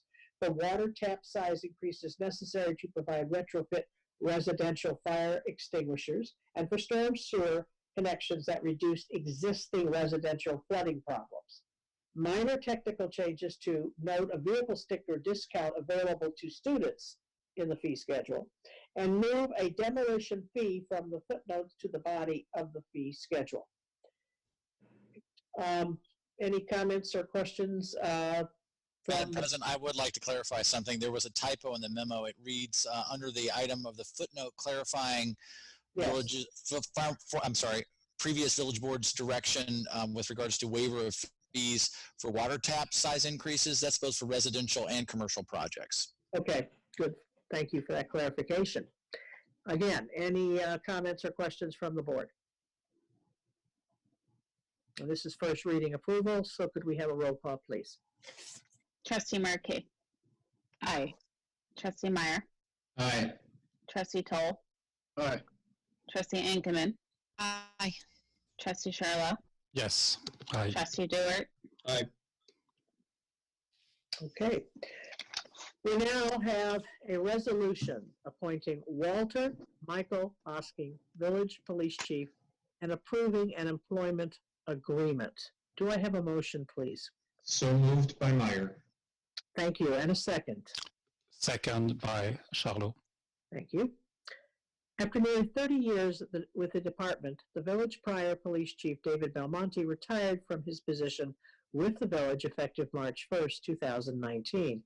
With over 35 years of exemplary public safety management experience as the former Director of Public Safety of the Lake Forest Police and Fire Department's Deputy Chief of Police for Lake Bluff, and in the interim police chief for the village of Lake Bluff, Walter Michael Hosking was appointed to serve as village police chief on an interim basis for a term beginning on February 22nd, 2019, and ending May 31st, 2019. Despite great interest, we had 77 resumes from 14 states. The village's search process for a new police chief did not yield an ideal candidate.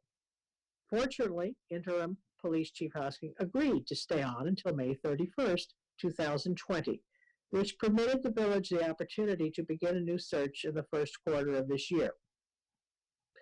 However, after multiple conversations early in the year, Chief Hosking agreed to serve as the village police chief on a permanent basis for a term beginning on April 14, 2020, and ending May 31st, 2022. Consistent with the interim police chief agreement, the attached employee agreement provides Police Chief Hosking no pension benefits, a payment rate equivalent to an annual salary of $160,000, and certain benefits consistent with other village department heads and public safety managers. Pursuant to Section 14F-1 of the Lake Bluff Municipal Code, the village police chief is appointed by the village president upon the recommendation of the village administrator by and with the approval of the Board of Trustees. Do I have any comments or questions from the village trustees? Okay. Consideration of this resolution. Do we need a vote? Doesn't look like we need a vote. Is that correct? Yes, ma'am. You will need a roll call vote for this, but I'd like to add, if I may, that this by the code is at my recommendation to you and the board appointment. But I will tell you, I could not feel more great having Chief Hosking stick around with us. It didn't have to get to waterboarding, but I was so excited when he finally agreed to stick around. It's great, I think, great news for the community and for the greater law enforcement community that somebody with his experience and professionalism stays part of both Lake Bluff, the community, but also the greater law enforcement community, especially at a time that we're going through right now with this COVID-19 pandemic. I too agree with you wholeheartedly. We both agreed, and we were both very excited when the chief said that he would continue on for the next 2 years. And I think this is a boom for Lake Bluff, boom for the department, and we're very, very, very happy to have him continue on. I didn't know his first name was Walter. Oh. Uh-oh. Is that you? Okay. One North National. Okay. Looks like we're losing Aaron. Good luck, Aaron. We knew that was a risk. Take care. I don't know if Chief Hosking has anything to offer. I know he's been participating in the call. Chief, do you have anything you would like to say? I guess not. We're just other than I'm proud and honored to serve the residents of Lake Bluff. I thank you for everything that you said. Thank you very much, and thank you for continuing. I will tell you that we are much relieved with this, very, very much so. Thank you. All right, I guess we have a roll call vote. Trustee Meyer. Aye. Trustee Ankerman. Aye. Trustee Charlo. Aye. Trustee Dewart. Pleased to say yes. Trustee Markey. Aye. Okay. We now have item number 20, which is a resolution appropriating motor fuel tax funds for the use of the village's FY 2021 street resurfacing and patching program. The village's proposed FY 2021 budget includes a total of $720,000 for the village's road improvement program. Of the total, $550,000 is budgeted from the motor fuel tax funds, and the remaining $170,000 is budgeted from the general fund. The attached resolution appropriates $550,000 of the motor fuel tax funds to be expended expended for the road improvement program. Passage of this resolution is required by the Illinois Department of Transportation prior to the expenditures of motor fuel tax funds. Did I get a motion for that? I don't think I did. May I have a motion, please? So moved. Thank you, Ms. Marquis. Do I have a second? Second from Mr. Dewar. Thank you, Mr. Dewar. Any comments or questions from the trustees? All right, hearing none, roll call vote, please. Trustee Ankerman. Aye. Trustee Charlo. Aye. Trustee Dewar. Aye. Trustee Markey. Aye. Trustee Meyer. Aye. I wanted to clarify something. I'm sorry, Madam President. No, Glenn, I noticed there's a call on queue. Was it for that previous item? Yes, I'll just read it aloud. This is from Mr. Jeff Urso. Great news. Whistle and clap from the crowd. Go, Chief Hosking. Regarding the previous item. That's very nice. Okay. All right, we have now a resolution authorizing the execution of a construction engineering service agreement with Guelph Hamilton Associates for the Village Lake Bluffs 2021 Motor Fuel Tax Street Improvement Program. Do I have a motion? So moved by Meyer. Thank you, and a second. Second by Ankerman. Oops, I'll take Ankerman, thank you. Yep. In conjunction with the award of a construction contract to Peter Baker and Son Company for the village's FY 2021 motor fuel tax roadway resurfacing project, the village engineer has a solicited proposal from Guelph Hamilton Associates of Vernon Hills for the necessary construction observation and materials testing services associated with the roadway resurfacing and patching work. The agreement provides that the expenditure of motor fuel tax funds for all material testing required by the village's FY 2021 Motor Fuel Tax Street Improvement Program and for the inspection personnel to perform continuous observation of the contractor's operations, the maintenance of daily records, and the preparation and submittal of various documentations as required by IDOT, which is the Illinois Department of Transportation, for motor fuel tax projects. Payment will be made on an hourly basis to include profit and overhead as the hourly rates as specified in the agreement. A cost not to exceed amount of $47,088 is specified without additional written authorization from the village. The village's FY 2021 proposed budget contains adequate funds for the construction observation services, and the village engineer recommends adoption of the attached resolution approving the construction engineering services service agreement. Do I have a motion?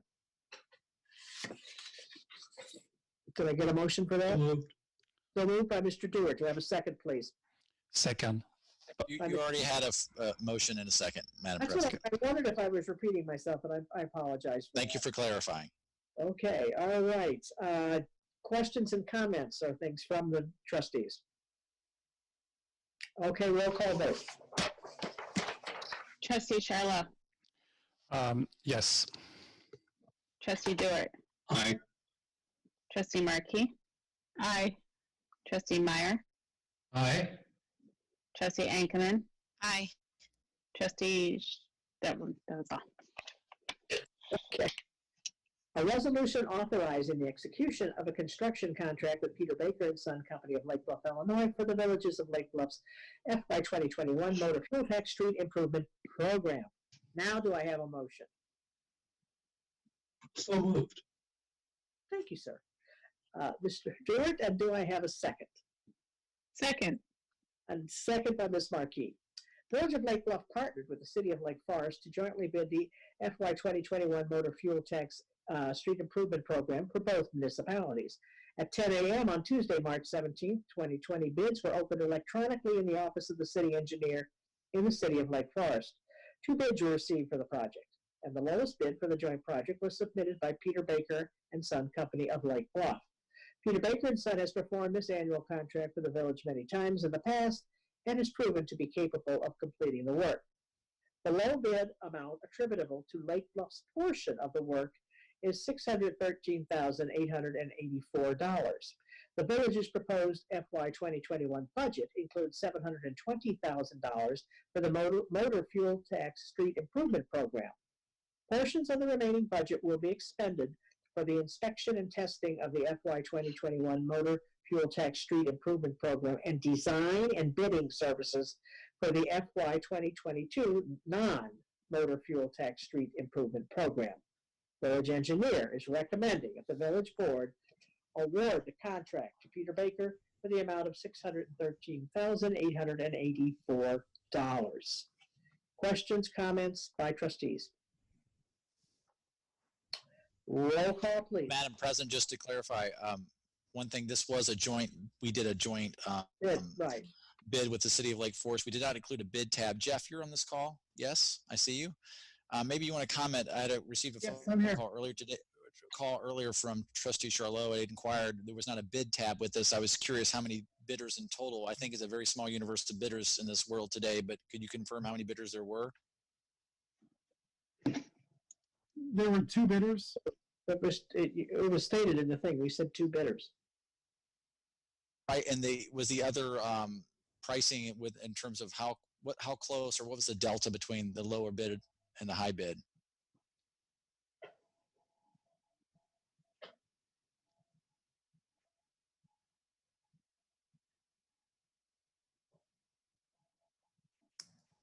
True.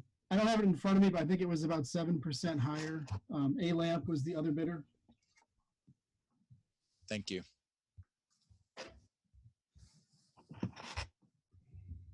And there's no emails in my queue here, Glenn. I don't see any callers. Is that correct? That's correct. Okay. Roll call, please. Trustee Dewart. Aye. Trustee Markey. Aye. Trustee Meyer. Aye. Trustee Ankerman. Aye. Trustee Charlotte. Aye. All right. Item number 24. A resolution authorizing the execution of a construction contract with Canyon Contracting Company of Spring Grove, Illinois, for the Village of Lake Bluff 2020 water valve and hydrant replacement. Madam President, I think you skipped item number 23. Did I skip item 23? Why don't I seem to, oopsie, accidentally. Oh, sorry, I accidentally got caught with another paper. My apologies. This is a resolution authorizing the execution of a construction contract with Schroeder & Schroeder Incorporated of Skokie, Illinois, and waiver of competitive bids for the Village of Lake Bluff's FY 2021 Portland Cement Concrete Sidewalk Replacement Project. Do I have a motion, please? So moved by Meyer. Thank you, and a second. Second by Charlot. Okay. 2019, the Village of Lake Bluff, through the Municipal Partnering Initiative, joined with the cities of Highland Park and Lake Forest and the villages of Glencoe, Lincolnwood, and Winnetka to jointly bid the concrete street, curb, and sidewalk work for all 5 municipalities. The lowest bidder was Schroeder & Schroeder of Skokie, Illinois, or as you may recall, this contractor also successfully completed the Lake Bluff portion of the project in June of 2019. Schroeder & Schroeder has agreed to complete the FY 2021 sidewalk replacement project at the same unit prices as last year. So the communities from last year's bid have agreed to extend the contract to the current year. So no new procurement was undertaken for the work this year. The village's proposed FY 2021 budget includes $35,000 for the PCC sidewalk replacement project. Typically, the village adjusts the quantity of sidewalks to be replaced to be equal to or slightly less than the budgeted amount. Schroeder & Schroeder has successfully completed numerous concrete sidewalk replacement projects for the village in the past. Village engineer is recommending the waiver of competitive bidding and that the award be made to Schroeder & Schroeder in the amount of $35,000. All right. I do believe, I did get a first and second on this one? Yes, ma'am. Thank you. Questions, comments, trustees? I just had a quick question for Jeff. how do we decide which portions of the village we're looking at with sidewalk replacement? Like, do we go and walk off the sidewalks and pick them? Okay. So this year, is it like a designated area where we say we're mostly looking at one specific region and we're going to do as much as we can in that region, or is it kind of spread out around the? It's kind of spread out around the entire village, just where it needs to be done. Yeah, it's spread out among all this village sidewalks. We don't do the ones in the road program are separately paid for underneath the road program, but all other streets we just find about $35,000. It also includes curb and gutter and some other patching work. Okay, thanks. Any other comments, questions? There doesn't appear to be any questions from the public. No one out in the audience. All right. Roll call, please. Trustee Markey. Aye. Trustee Meyer. Aye. Trustee Ankerman. Aye. Trustee Sharlow. Aye. Trustee Dewart. Aye. All right, we have now a resolution authorizing the execution of a construction contract with Canyon Construction of Spring Grove, Illinois for the Village of Lake Bluff's 2020 water valve and hydrant replacement project. Do I have a motion, please? Please? So moved. So moved. Markey. Mrs. Markey.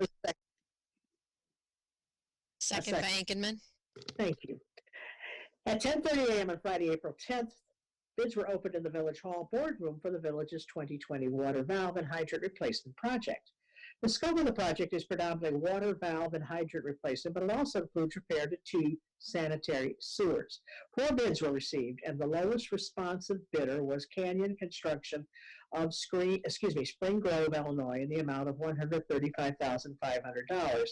The bid amount for the water valves and hydrants totaled $115,500, and the bid amount for the sewer repairs totaled $20,000.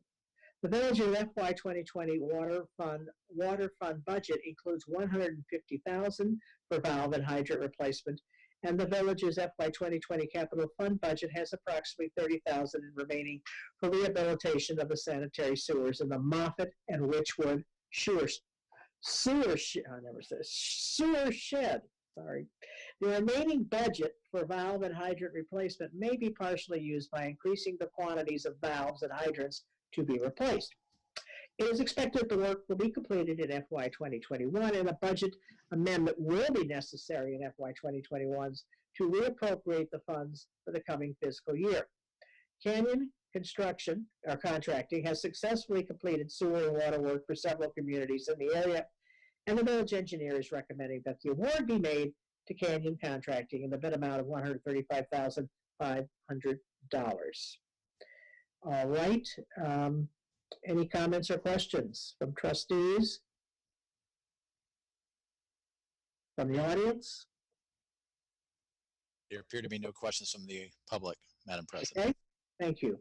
Roll call, please. Trustee Meyer. Aye. Trustee Ankerman. Aye. Trustee Sharlow. Aye. Trustee Dewart. Aye. Trustee Markey. Aye. Thank you. We've gotten through that. We have trustees report. Are there any trustees to report this evening? I have a question for Mr. Urban. Relative to the hydrants, about a year ago, there was some discussion about sandblasting and repainting. Is that off of our radar screen right now under the circumstances? No, and Jeff and Bettina helped remind me there. I'm pretty certain we included $50,000 in the budget to do that work in this upcoming budget year, with the idea of doing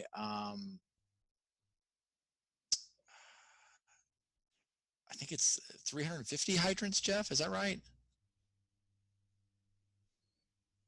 That sounds about right. It might be a little more than that. We don't know what the pricing is for the two-tone. If we just have them all red, I think that's the right number. Yeah. So that's in this year's the budget that was just approved, Mark. And the idea is to do that work. And I think we wanted to do that using an MPI bidder. I'm sorry, we based our pricing for the budget figure on an MPI bid from a few years back that communities have been piggybacking on for years. Unlike other communities, we paint our hydrants multicolored to help our firefighters know the capacity of those hydrants. And what we wanted to do was paint them all and then get us the same firm to take care of most of the other additional painting markings on them, but to set aside, I think it was 100 or so hydrants for local scouts to take on as a project and finish that as a community project, which we may need to revisit again, given what's going on with COVID-19, but that was the original plan and that's what's still budgeted. How many total hydrants do we have? 350, 375? I think it's closer to 500. 500? Okay. Yeah. Okay. Thank you. And Drew, the scout community in Lake Bluff is still willing to do the work, by the way. We have been waiting for your green flag, your red flag to go and do that. Okay. So. All right. Thank you. Any other on the trustees? I just wanted to mention to Chief Hosking, we had an incident in front of our house on Saturday night, and I just wanted to do a shout out to the Lake Bluff Police. They did a wonderful job, extremely good job. So they were professional and thorough, and we really appreciated their help. So thank you. Very kind of serving. Thank you. That's always good to hear. Thank you, trustee. Anybody else? Oh, excuse me.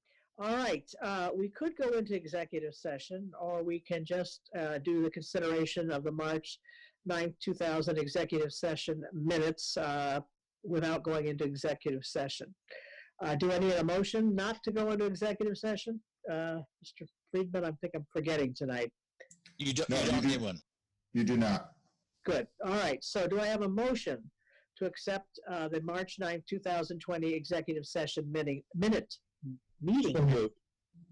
Thank you, Mr. Dewart. A second. Second, Charlot. Charlot. Any questions, comments? All right. Roll call, please. Trustee Ankerman. Aye. Trustee Charlot. Aye. Trustee Dewart. Aye.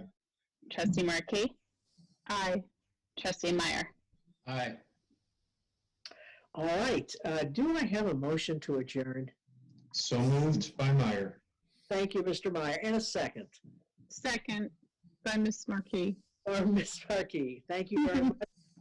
And thank you all tonight for initiating and going through this interesting way of doing business, but it seemed to work for the most part. I'm sorry to interrupt, but I think there's a question that's coming from the public. If I may ask Glenn, what's the question? Oh, sure. Mr. Eric Bailey, director of the Lake Bluff Public Library, says, "Have a good evening and stay well." Thank you very much.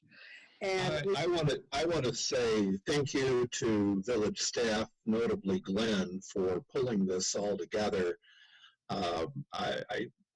I've done a large number of Zooms and know of a lot of other people who have had some real challenges, and this has been very well executed. Well done, Glenn. Thank you, Glenn. Thank you. Thank you very much. Thank you. We are now adjourned.